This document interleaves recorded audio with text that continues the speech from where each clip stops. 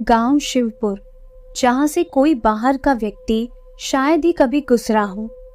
एक अनकही कहानी अपने भीतर छुपाए बैठा था ये गांव में करीब 100 साल पुराना एक मंदिर था, जिसके पुजारी थे पंडित भवानी। उनकी उम्र लगभग 60 वर्ष के आसपास थी, लेकिन कोई भी उनकी असली उम्र नहीं जानता था। उनकी लंबी सफेद दाढ़ी, चौड़ी ललाट और गहरी आंखें गांव के लोगों को हमेशा भयभीत कर देती थी। शिवपुर गांव हरे भरे खेतों और घने जंगलों से घिरा हुआ था।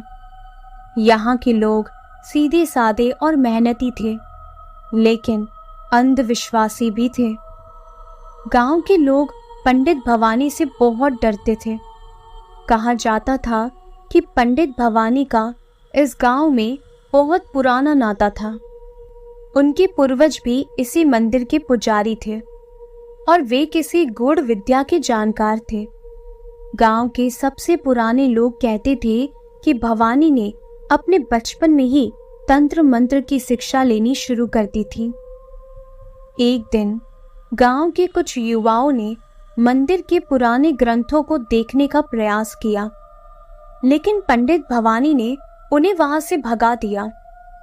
युवाओं ने मंदिर के आसपास कुछ अजीब सी बातें भी देखी थी, जैसे रात में मंदिर से अजीब अजीब ध्वनियां आती थी। कभी कभी तो उन्होंने मंदिर की दीवारों से रहस्यमयी चमकती रोशनी भी देखी थी। गांव की बूढ़ी दादी, जो 50 साल से भी ज्यादा समय से गांव में रह रही थी, उन्होंने युवाओं को चेतावनी दी कि वो पंडित भवानी से दूर रहे।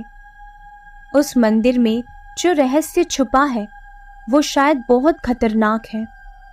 उन्होंने कहा कि पंडित भवानी कोई साधारण पुजारी नहीं है, वो एक ऐसे तांत्रिक हैं जिनके पास असीमित शक्तियां हैं।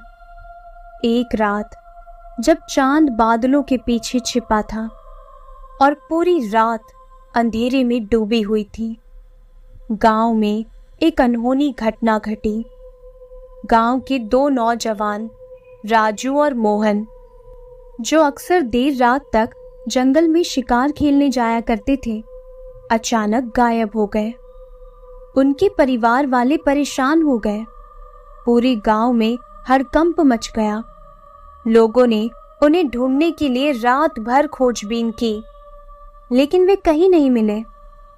अगले दिन जब सूरज की पहली किरणें मंदिर के ऊपर गिर रही थी, तभी किसी ने मंदिर के द्वार पर खून के धब्बे देखे।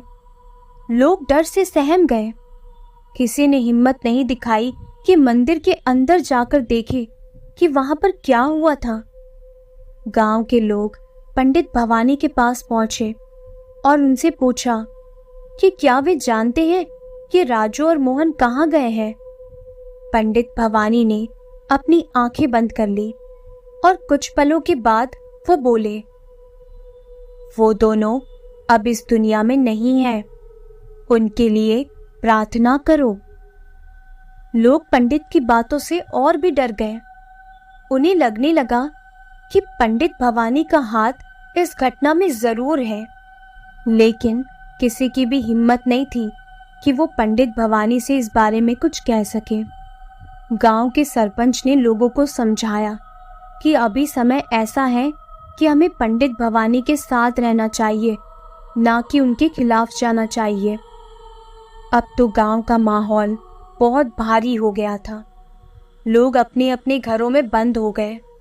कोई रात के समय बाहर नहीं निकलता था और तभी से शिवपुर में भूतिया पंडित की कहानियां फैलने लगी। हर किसी के मन में एक ही सवाल था, क्या राजू और मोहन की हत्या पंडित भवानी ने की है? अगर हाँ, तो क्यों? ये रहस्य इतना गहरा था कि कोई भी उसकी तह तक जाने की हिम्मत नहीं कर सका। लोग केवल अफवाहों और डर के सहारे जी रहे थे।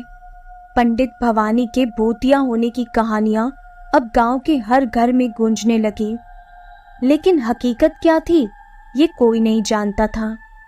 गांव शिवपुर में राजू और मोहन की रहस्यमयी गुमशुदगी के बाद गांव में डर और बेचैनी का माहौल बन गया था। लोग अब रात में घरों से बाहर निकलने से डरने लगे थे। हर किसी के दिल में एक अज्ञात भय था जिसे वे व्यक्त करने से भी डरते थे। इसी बीच पंडित भवानी ने गांव के सरपंच को बुलाकर एक बेहद गंभीर भविष्यवाणी की। सर्दियों की एक सुबह, जब कोहरा पूरी तरह से गांव को अपने आगोश में ले चुका था, पंडित भवानी गांव के मंदिर से बाहर निकले। उनके कदम धीमे मगर स्थिर थे। उन्होंने गांव के बीचों बीच स्थित सरपंच के घर का रुख किया। सरपंच बलराम, जो लगभग 50 साल का एक मजबूत और अनुभवी व्यक्ति था, लेकिन पंडित भवानी को देखकर थोड़ा सा घबराया हुआ था। उसने पंडित को आदरपूर्वक अपने घर के अंदर बुलाया। पंडित भवानी ने गंभीर आवाज में कहा, बलराम, इस गांव पर एक बड़ी विपत्ति आने वाली है। आसमान में काले बादल छा रहे हैं और धरती पर विनाश की परछाई मंडरा रही है। अगर हम इसे रोकने में असफल रहे तो पूरा गांव तबाह हो जाएगा। बलराम ने कांपते हुए पूछा, पंडित जी, क्या हम इस विपत्ति को टाल सकते हैं? पंडित भवानी ने अपनी आंखें बंद की और कुछ मंत्र बुदबुदाए। फिर उन्होंने कहा, इस विपत्ति को टालने के लिए हमें 2 निर्दोष लोगों की बलि देनी होगी। ये बलि देवताओं को प्रसन्न करेगी और गांव को सुरक्षित रखेगी। बलराम के चेहरे का तो रंग ही उड़ गया। वो एक पल के लिए स्तब्ध रह गया। 2 निर्दोष लोगों की बलि? ये तो असंभव है पंडित जी। हम गांव के किसी भी व्यक्ति की जान नहीं ले सकते, बलराम ने हताशा से कहा। पंडित भवानी ने गंभीर स्वर में कहा, अगर हम ये बलि नहीं देते तो पूरे गांव का नाश निश्चित है। देवता क्रोधित हो चुके हैं और केवल इस बलि से ही उनका क्रोध शांत हो सकता है। फिर बलराम ने इस बारे में गांव के प्रमुख लोगों से चर्चा की। सबने ये सुना, लेकिन कोई भी इस बात को मानने के लिए तैयार नहीं था। हर कोई जानता था कि पंडित भवानी तंत्र मंत्र में माहिर है, लेकिन निर्दोष लोगों की बलि का विचार उन्हें स्वीकार्य नहीं था। फिर भी गांव के लोगों के मन में एक अनजाना डर बन रहा था। क्या पंडित भवानी सचमुच सही कह रहे थे? क्या ये बलि देना सचमुच आवश्यक था? लेकिन बलि किसकी दी जाएगी? क्या वो उनके अपने परिवार का कोई सदस्य हो सकता है? पंडित भवानी ने गांव वालों को कुछ दिन का समय दिया और कहा कि वे जल्द ही निर्णय लें। इस दौरान गांव में और भी अजीब घटनाएं घटने लगी। रात के समय घरों के दरवाजे अपने आप खुलने और बंद होने लग जाते थे।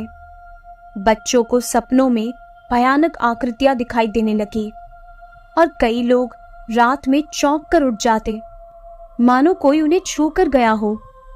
इस बीच गांव के 2 और लोग, शिवा और उसके छोटे भाई किशन को, जो जंगल में लकड़ी काटने गए थे, वो भी अचानक कहीं गायब हो गए और वापस नहीं लौटे। अब तो लोग घबराने लगे। गांव में एक बेचैनी और अनिश्चितता का माहौल था। हर कोई एक दूसरे पर शक करने लगा, लेकिन किसी के पास कोई जवाब नहीं था। अब सरपंच बलराम के सामने एक बड़ी चुनौती थी। उसने कई रातें बिना सोए बिताई, इस सोच में कि आखिर क्या किया जाए, लेकिन उसे कोई रास्ता नहीं सूझ रहा था।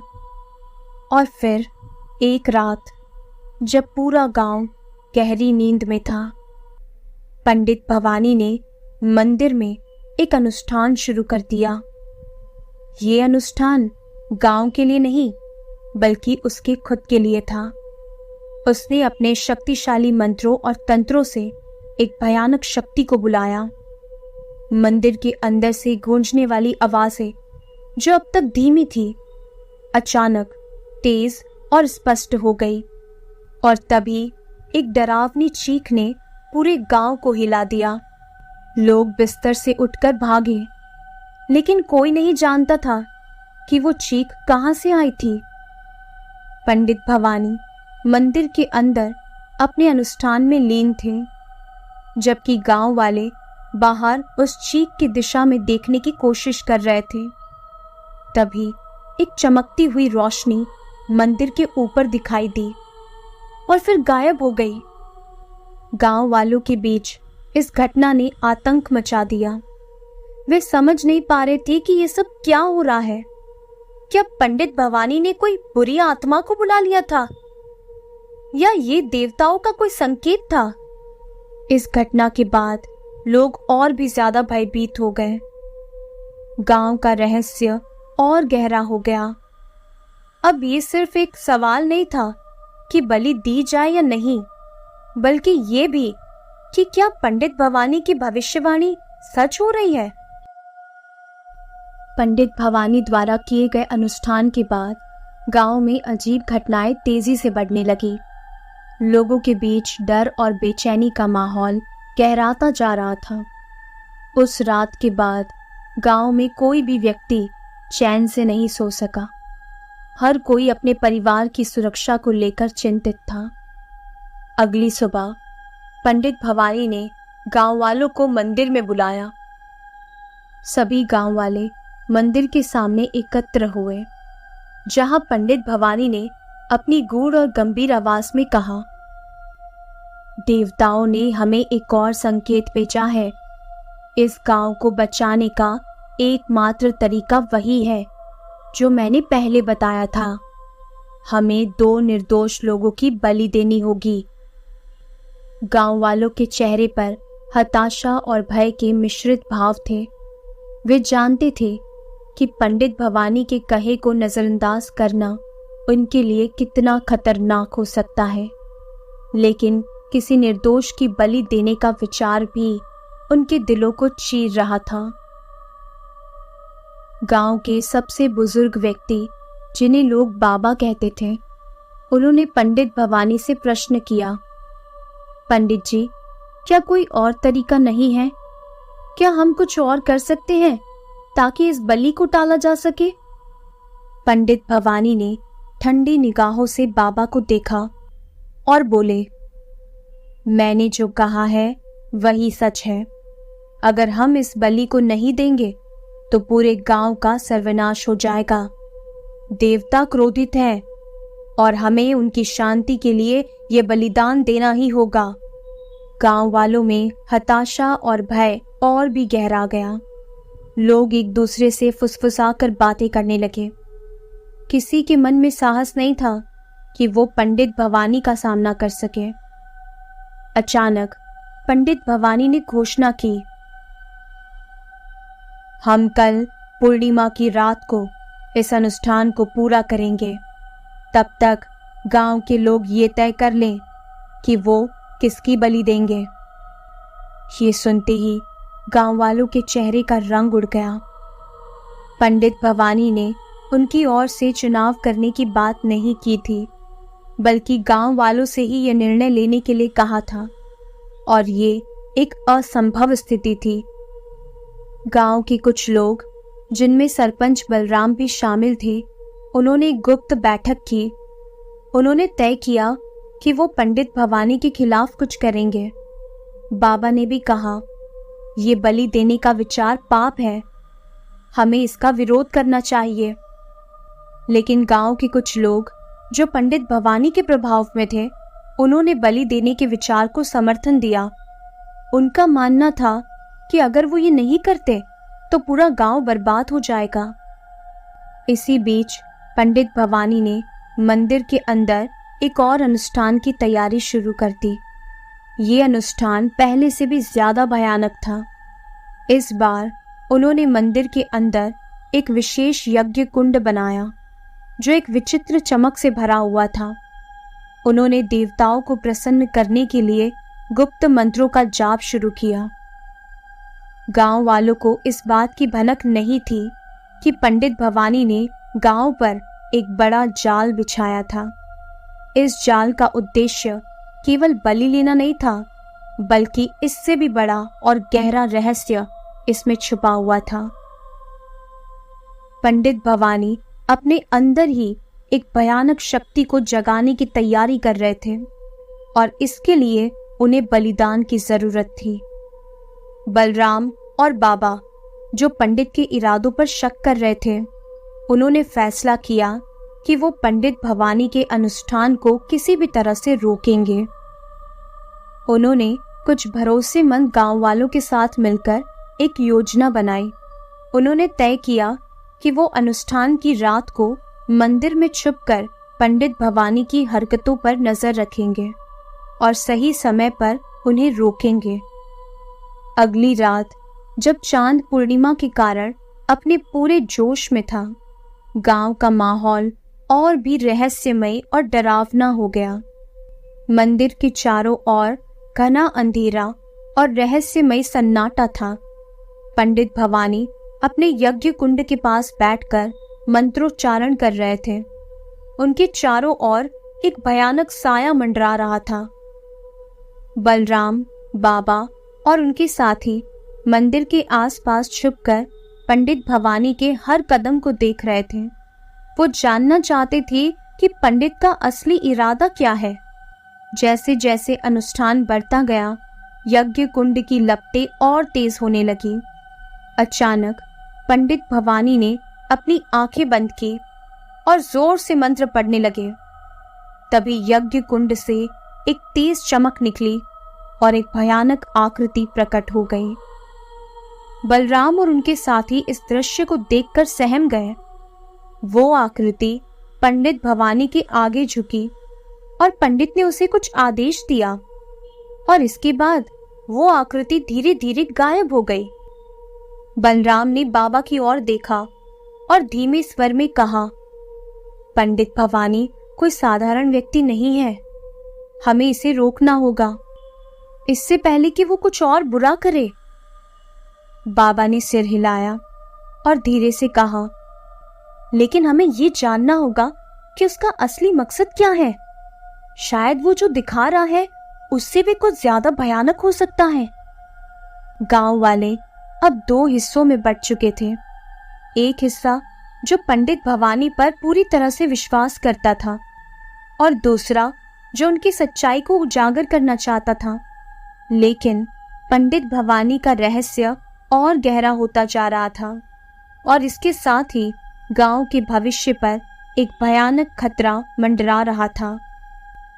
पंडित भवानी के रहस्यमय अनुष्ठान के बाद गांव का माहौल और भी भयानक हो गया।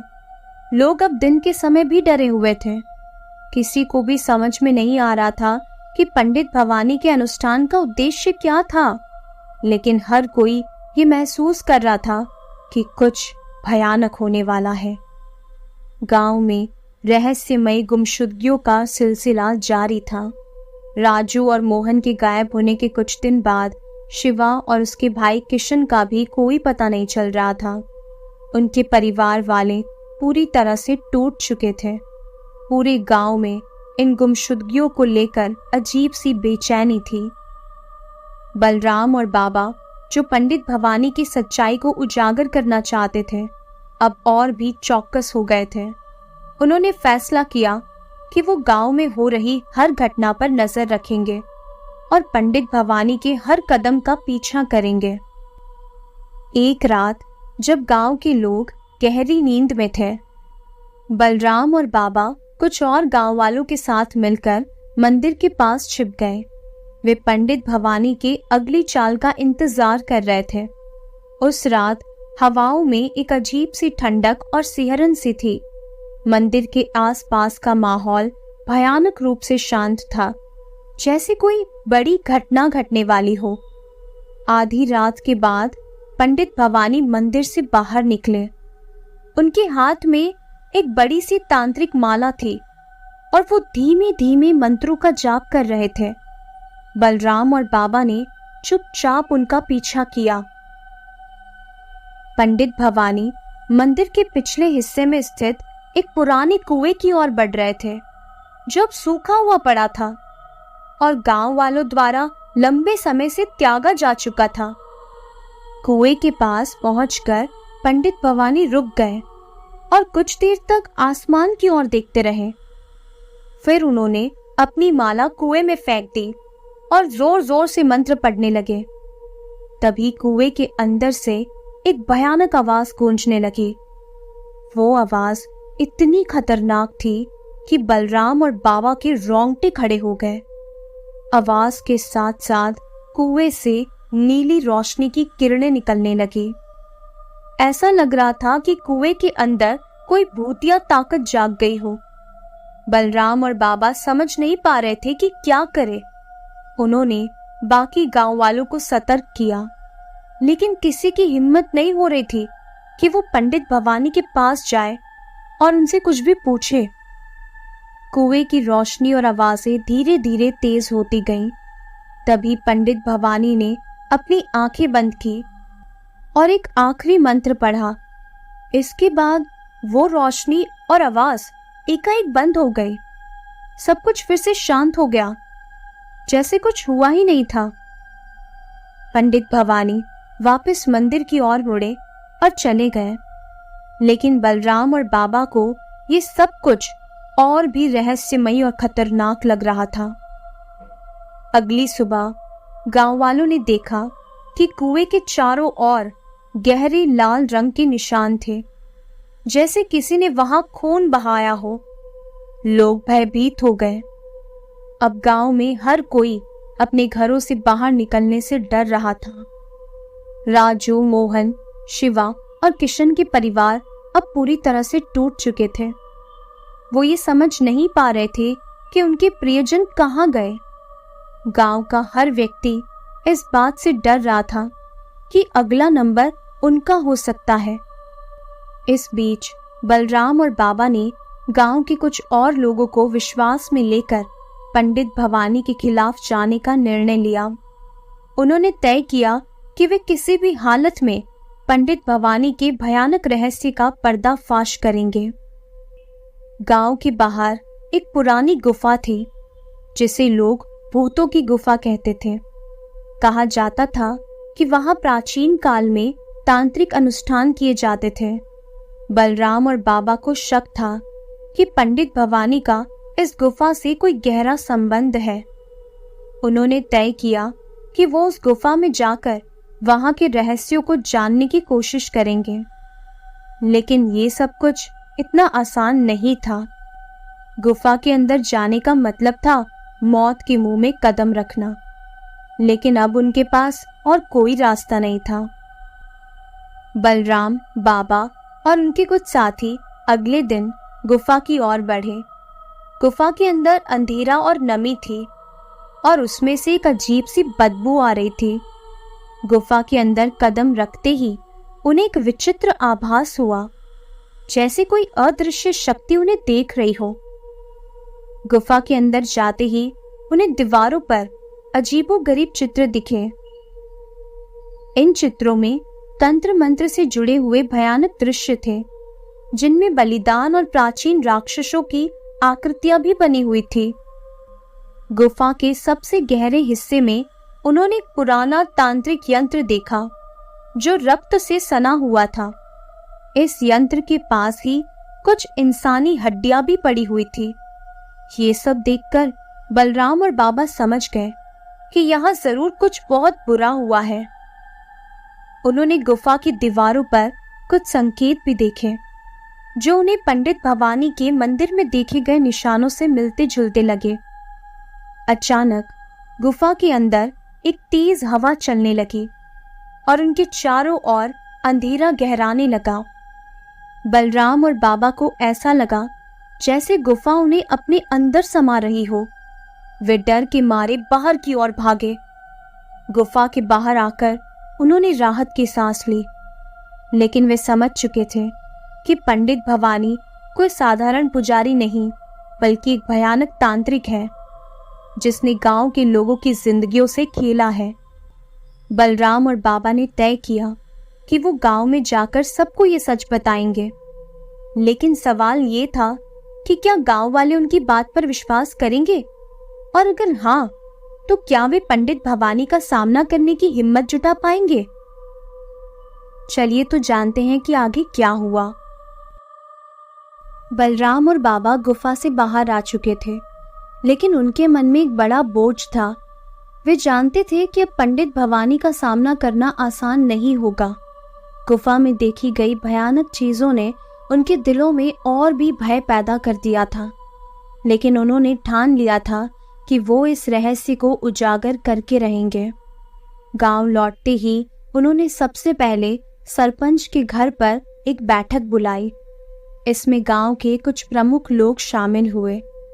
बलराम ने गुफा के अंदर देखी गई भयानकता का पूरा वर्णन किया। बाबा ने भी गुफा में मिले तांत्रिक यंत्र और हड्डियों के बारे में बताया। जैसे जैसे वो अपनी बात कह रहे थे, सभा में बैठे लोगों के चेहरों का रंग उड़ता जा रहा था। सरपंच बलराम की बातें सुनकर सभी गंभीर हो गए। उन्होंने कहा, अगर ये सच है तो पंडित भवानी को तुरंत रोका जाना चाहिए। ये गांव के लिए बहुत खतरनाक है। हमें उसे यहाँ से निकालना ही होगा। लेकिन कुछ लोग जो अब भी पंडित भवानी के प्रभाव में थे, उन्होंने इस बात का विरोध किया। उनमें से एक महेश, जो पंडित के खास समर्थकों में से एक था, वो जोर से बोला, तुम लोग पंडित भवानी को बदनाम करने की कोशिश कर रहे हो। वो तो गांव के रक्षक हैं और जो कुछ भी अनुष्ठान कर रहे हैं वो गांव की भलाई के लिए तो कर रहे हैं। अगर तुमने उन्हें रोकने की कोशिश की तो गांव पर भारी संकट आ सकता है। महेश के समर्थन में कुछ और लोग भी खड़े हो गए। गांव अब दो हिस्सों में बंट गया। एक जो पंडित भवानी की सच्चाई को समझ चुका था और दूसरा जो अब भी उनके प्रभाव में था। बलराम ने उन्हें शांत करते हुए कहा, देखो, हम यहाँ किसी पर भी बिना सबूत के आरोप नहीं लगा रहे हैं। अगर पंडित भवानी निर्दोष है तो हमें इसे साबित करने का मौका दिया जाना चाहिए, लेकिन अगर वो दोषी है तो हमें गांव को बचाने के लिए उन्हें रोकना होगा। सभा में ये तय हुआ कि वो पंडित भवानी से अब सीधा ही सवाल करेंगे और अगर वो जवाब नहीं देते तो उन्हें गांव से बाहर निकाल देंगे। इस योजना के तहत उन्होंने गांव के कुछ युवाओं को पंडित भवानी पर नजर रखने की जिम्मेदारी दी। उस रात गांव में अजीब सा सन्नाटा था। लोग अपने अपने घरों में सहमे हुए थे, मानो किसी भयानक घटना का इंतजार कर रहे हो। बलराम और बाबा ने गांव के कुछ लोगों को साथ लेकर मंदिर का रुख किया। जब वे मंदिर पहुंचे तो उन्होंने देखा कि पंडित भवानी यज्ञ कुंड के पास बैठकर गहरे ध्यान में लीन थे। उनके चारों ओर माला और कुछ विचित्र वस्त्र बिखरे पड़े थे। बलराम ने आगे बढ़कर पंडित भवानी से कहा, पंडित जी, हम आपसे कुछ सवाल करना चाहते हैं। पंडित भवानी ने अपनी आंखें खोली और उनकी नजर बलराम पर पड़ी। उनकी आंखों में एक अजीब सी चमक थी, जैसे वो सब कुछ जानते हो। फिर उन्होंने शांति से कहा, पूछो, क्या पूछना चाहते हो? बलराम ने साहस जुटाते हुए पूछा, आपने गांव के लोगों की बलि क्यों मांगी और ये तंत्र मंत्र का खेल क्यों खेल रहे हैं? हम गुफा में गए थे और वहां जो देखा वो भयानक था। आप हमें बताइए, सच क्या है? पंडित भवानी ने एक लंबी सांस ली और मुस्कुराए। फिर उन्होंने कहा, तुम्हें लगता है कि तुम सच जान गए हो? तुम जो देख रहे हो वो तो मात्र एक छाया है। असली सच्चाई इससे कहीं अधिक भयानक है। तुम इस खेल को नहीं समझ सकते। मैं तो केवल एक माध्यम हूं जो देवताओं की इच्छा को पूरा कर रहा हूं। फिर बलराम ने हिम्मत करके कटाक्ष करते हुए कहा, अगर आप इतने ही धर्मात्मा हैं तो आपने उन गुमशुदा लोगों के बारे में क्यों नहीं बताया? कहाँ हैं वो लोग? उनके परिवार वाले आपके जवाब का इंतजार कर रहे हैं। पंडित भवानी ने गंभीर होकर कहा, वो लोग अब इस दुनिया में नहीं है। उनका बलिदान हो चुका है ताकि ये गांव सुरक्षित रह सके। ये बलिदान देवताओं की इच्छा थी और मैं केवल उसे पूरा कर रहा हूं। ये सुनते ही सरपंच बलराम का गुस्सा फूट पड़ा उन्होंने पंडित भवानी की ओर इशारा करते हुए कहा, आपकी हरकतें अब सबके सामने आ चुकी है। आप जो कर रहे हैं वो केवल गांव को तबाह करने के लिए है, ना कि उसकी रक्षा के लिए। हम आपको इस गांव में और नहीं रहने देंगे। फिर पंडित भवानी ने अपनी आंखें बंद कर ली और जोर जोर से हंसने लगे। उनकी हंसी इतनी डरावनी थी कि सभी गांव वाले सहम गए। उन्होंने अपनी आंखें खोलकर कहा, तुम लोग समझते हो कि तुम मुझे रोक सकते हो? ये गांव अब मेरे नियंत्रण में है। अगर तुमने मुझे हटाने की कोशिश भी की ना, तो पूरा गांव तबाह हो जाएगा। गांव वालों ने देखा कि पंडित भवानी के पीछे यज्ञ कुंड की लपटें अचानक बढ़ने लगी और मंदिर की दीवारों पर विचित्र छायाएं नाचने लगी। ऐसा लग रहा था जैसे कोई भूतिया ताकत वहां जाग चुकी हो। बलराम ने अपनी आखिरी कोशिश करते हुए कहा, हम आपके इस खेल को और नहीं चलने देंगे। आप इस गांव से तुरंत चले जाइए, वरना हम आपको जबरदस्ती निकाल देंगे। फिर पंडित भवानी ने अपनी लंबी तांत्रिक माला को उठाया और कुछ मंत्र पढ़ने लगे। तभी मंदिर के अंदर एक जोरदार धमाका हुआ और यज्ञ कुंड से एक भयानक आकृति निकलकर सामने आ गई। वो आकृति काली धुएं जैसी थी, लेकिन उसकी आंखें आग की तरह जल रही थी। वो आकृति मंदिर के अंदर मंडराने लगी और उसके साथ ही गांव के लोगों में अफरा तफरी मच गई। लोग डर के मारे इधर उधर भागने लगे, लेकिन बलराम और बाबा डटे रहे। बाबा ने हिम्मत जुटाकर पंडित भवानी के पास जाकर कहा, तुम्हारे पास जो भी शक्तियां हैं, हम उनसे नहीं डरते, लेकिन याद रखो, सच की हमेशा जीत होती है। हम तुम्हारे इन भयानक तंत्र मंत्र को नहीं चलने देंगे। पंडित भवानी ने बाबा की ओर गुस्से में देखा और उनकी आंखों में गहरा अंधकार उतर आया। उन्होंने अपनी आवाज को धीमा और भयानक बनाते हुए कहा, तुम्हारे पास समय कम है। जो देखना चाहते हो देख लो, क्योंकि अगली सुबह तुम लोग इस दुनिया में नहीं रहोगे। और इसके बाद पंडित भवानी अचानक गायब हो गए। मंदिर के अंदर की भयानक आकृति भी उनके साथ ही अदृश्य हो गई। अब वहां सिर्फ सन्नाटा था, लेकिन उस सन्नाटे में भी एक भयानक साया मंडरा रहा था। बलराम और बाबा ने गांव के लोगों को समझाया कि पंडित भवानी को रोकना अब जरूरी हो गया है। उन्होंने एक योजना बनाई कि वो अगले दिन गांव के सबसे पुराने मंदिर के पास इकट्ठा होकर एक बड़ा यज्ञ करेंगे, जो पंडित भवानी के तंत्र मंत्र को निष्फल करेगा। गांव में अब निर्णायक घड़ी आ चुकी थी। पंडित भवानी के भय और आतंक ने गांव के हर व्यक्ति के दिल में डर बसा दिया था, लेकिन बलराम और बाबा ने इस डर को चुनौती देने का फैसला किया।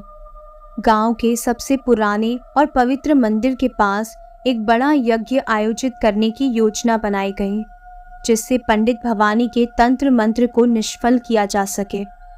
अगली सुबह सूरज उगते ही गांव के सभी लोग पुराने मंदिर के पास इकट्ठा होने लगे। मंदिर के पुजारी ने यज्ञ की सारी तैयारियां कर ली थी। बाबा ने इस यज्ञ की जिम्मेदारी अपने हाथों में ली और बलराम को गांव वालों की सुरक्षा का भार सौंपा। पंडित भवानी के खिलाफ खड़े होने का ये अंतिम प्रयास था।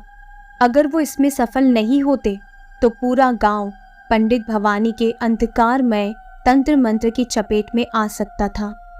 यज्ञ शुरू होते ही मंदिर के चारों ओर एक अजीब सा वातावरण बन गया। हवा में एक अनजान डर का एहसास था। बाबा ने यज्ञ कुंड में पवित्र अग्नि प्रज्वलित की और मंत्रोच्चारण शुरू किया। गांव वाले एकत्रित होकर यज्ञ में भाग लेने लगे। हर कोई जानता था कि ये यज्ञ उनकी आखिरी उम्मीद है। जैसे जैसे यज्ञ आगे बढ़ा, बाबा के मंत्रों की शक्ति से एक अदृश्य शक्ति मंदिर के चारों ओर इकट्ठा होने लगी। हवा में अजीब सी कंपकपी महसूस हो रही थी, मानो दो शक्तियों के बीच संघर्ष हो रहा हो। बाबा ने महसूस किया कि पंडित भवानी की तांत्रिक शक्ति इस यज्ञ को रोकने की कोशिश कर रही थी। तभी मंदिर के पास की हवाएं तेज होने लगी और आसमान पर घने काले बादल छा गए।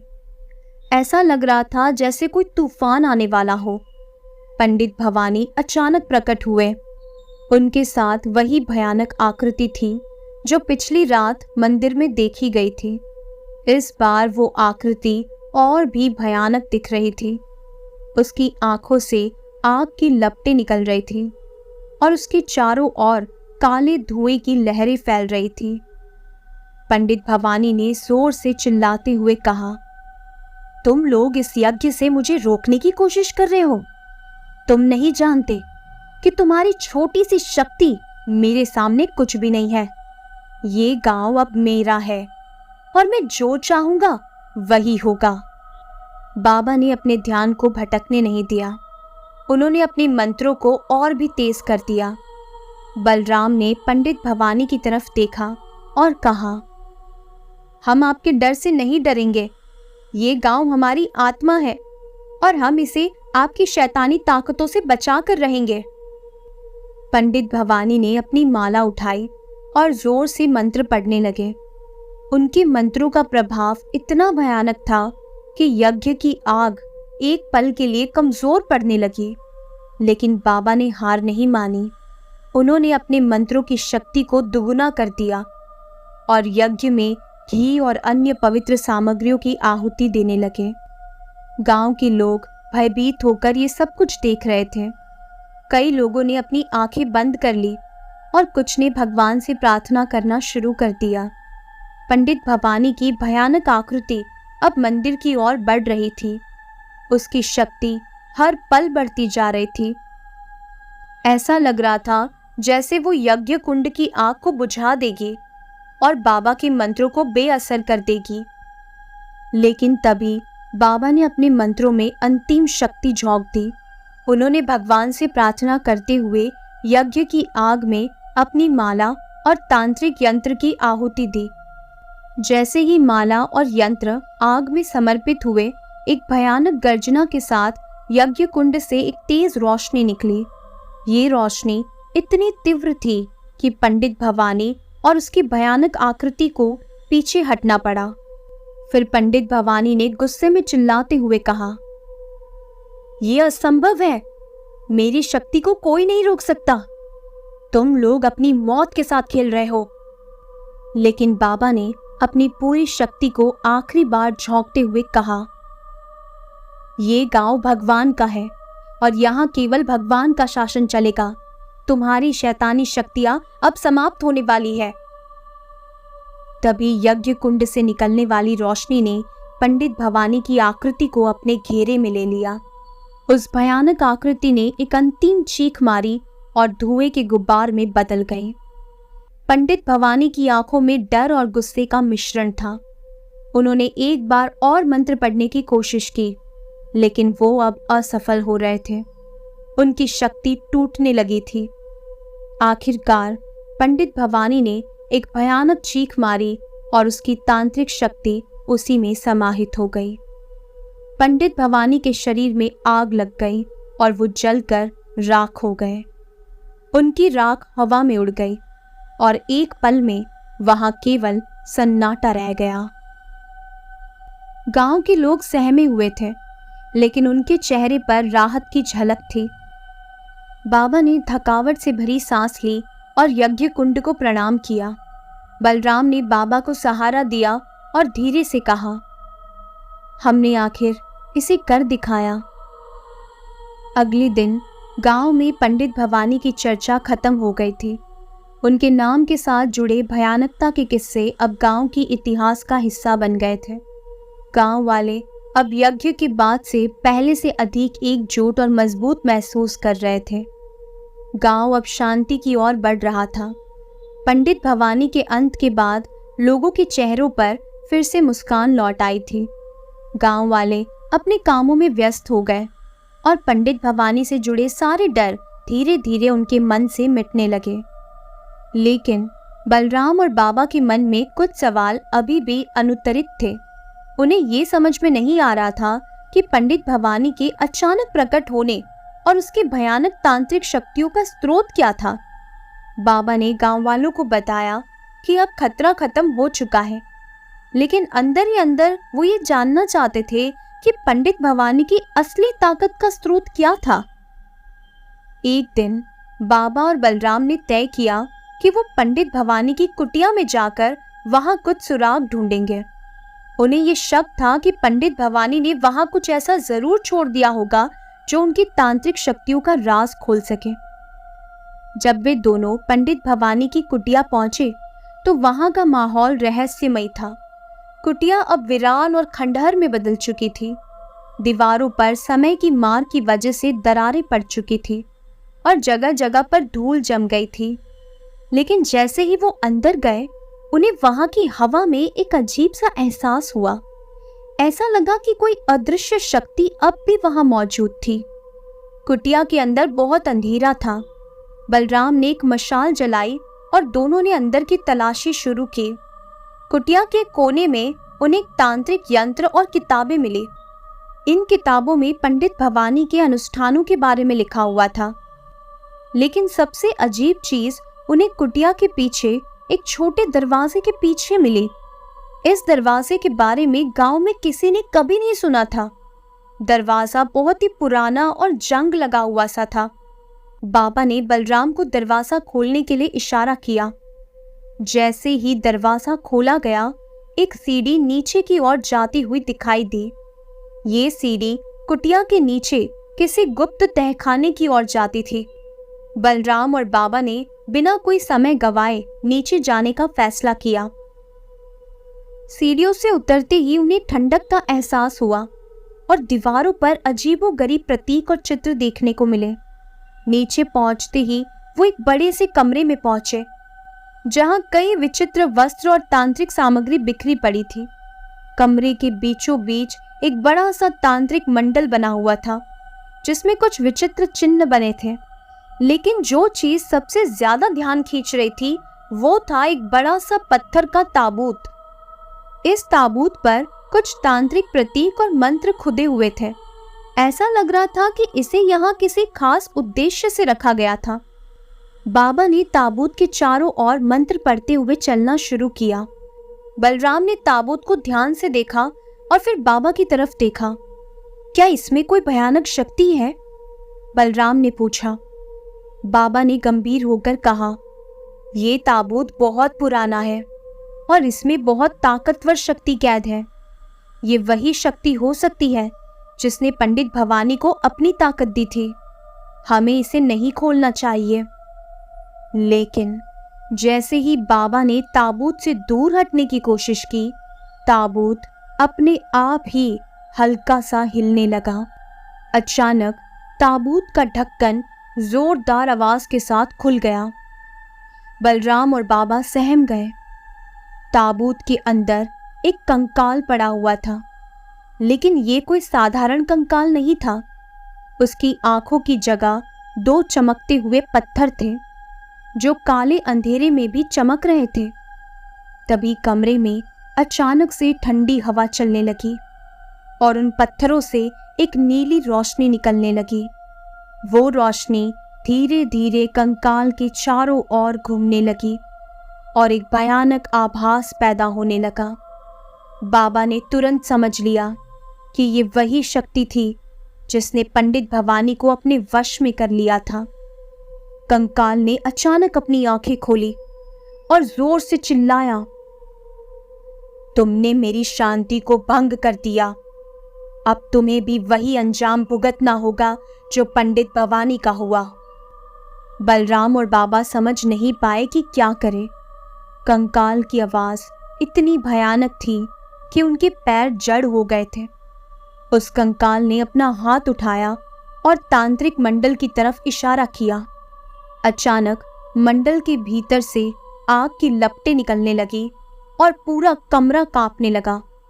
बाबा ने अपने सभी तांत्रिक ज्ञान को इकट्ठा किया और जोर जोर से मंत्र पढ़ने लगे।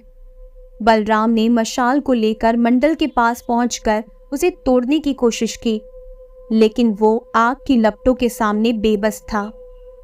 तभी कंकाल ने अपनी आंखों से एक तेज नीली किरण निकाली जो सीधी बाबा पर पड़ी। बाबा की चीख निकल गई और वो जमीन पर गिर पड़े। बलराम ने ये देखा और हिम्मत जुटाकर उस कंकाल की तरफ बढ़ा। उसने मशाल को उठाकर कंकाल के ऊपर फेंक दिया। कंकाल ने जोर से चीखते हुए कहा, तुम नहीं जानते कि तुम क्या कर रहे हो। अगर तुमने मुझे नष्ट किया तो इस गांव की शांति भी खत्म हो जाएगी। लेकिन बलराम ने उसकी बातों को नजरअंदाज करते हुए मशाल को कंकाल पर फेंक दिया। जैसे ही मशाल कंकाल के ऊपर गिरी, वो आग की लपटों में घिर गया। कंकाल की भयानक चीखें कमरे में गूंजने लगी और फिर वो धुएं में बदलकर खत्म हो गया और कमरे में एक भयानक शांति छा गई।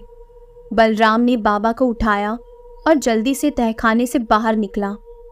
कुटिया के बाहर आते ही उन्होंने देखा कि आसमान साफ हो गया था और हवाओं में अब शांति थी।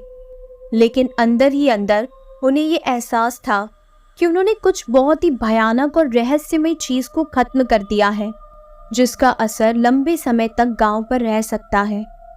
गांव लौटने के बाद बाबा और बलराम ने किसी से भी उस ताबूत और कंकाल के बारे में कोई बात नहीं की। उन्होंने तय किया कि ये रहस्य उनके साथ ही दफन रहेगा, ताकि गांव में फिर से डर का माहौल ना फैले। लेकिन उनके मन में एक अनजान डर अब भी बना हुआ था। गांव में शांति तो लौट आई थी, लेकिन बलराम और बाबा जानते थे कि शांति के पीछे एक अनकहा रहस्य अब भी दफन था। शायद कभी वो रहस्य फिर से जागृत हो सकता था, या शायद वो हमेशा के लिए खत्म हो चुका था। लेकिन एक बात साफ थी, इस गांव की कहानी अब भी खत्म नहीं हुई थी। एक दिन इस गांव के अंधेरे कोने में छुपा हुआ वो रहस्य फिर से जाग सकता था, और तब तक ये गांव उस भयानक साए के डर में ही जीता रहेगा। तो आपको मेरी लिखी हुई ये भूतिया कहानी कैसी लगी, कमेंट करके ज़रूर बताइएगा। अगर आपको कहानी पसंद आई है तो वीडियो को लाइक और चैनल को सब्सक्राइब ज़रूर कीजिएगा। डिस्क्रिप्शन में दी गई मेरी इंस्टा आईडी को फॉलो करके आप अपनी स्टोरीज भी मुझे वहां शेयर कर सकते हैं। मिलते हैं ऐसे ही एक और खौफनाक पॉडकास्ट के साथ। तब तक के लिए चैनल पर अपलोडेड बाकी वीडियोस को भी ज़रूर चेकआउट कीजिएगा।